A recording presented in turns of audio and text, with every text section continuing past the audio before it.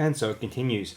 I used to read out behind the scenes information relating to these programs. I may as well do so again, in case that is what anyone liked about viewing this classic Doctor Who retrospective. Well, here we go. This story had a working title of Return of the Cybermen, which was later changed to The Invasion, to keep the Cybermen's reappearance a surprise until episode 4. It was originally conceived as a 4-part story and got expanded to 8 when the next story, The Dream Spinner, fell through.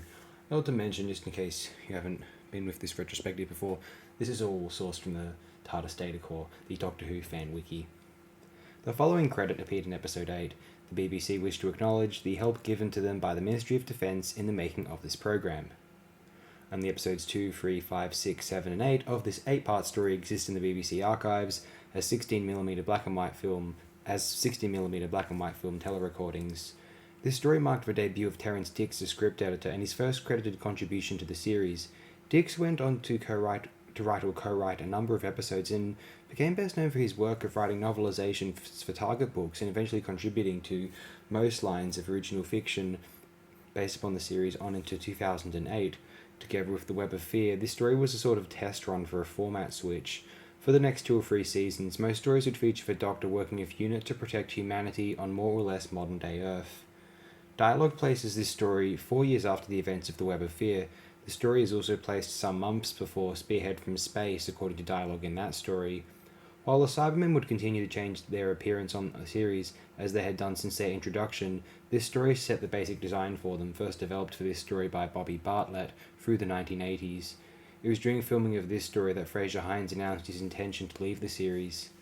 Zoe makes no appearance in episode 3 of the story, as Wendy Padbury was on holiday during the week when it was recorded. Similarly, Jamie appears only in a pre-filmed insert in episode 8, as Fraser Hines was due for a break. A black and white shot of a Cyberman with 2 others behind, walking down the steps of St. Peter's Hill with St. Paul's Cathedral in the background, accompanied the Radio Times program listing for episode 1, bearing the title Invasion and with the accompanying caption, Doctor Who starts a new adventure today at 5:15, one that will bring him face to face with some of his deadliest enemies, the Cybermen. Original published text. This effectively ruined the surprise set up for episode 4. Damn. Well, theoretically, I wonder if during the original Dalek Invasion of Earth serial, I wonder if that twist was preserved and not spoiled by Radio Times.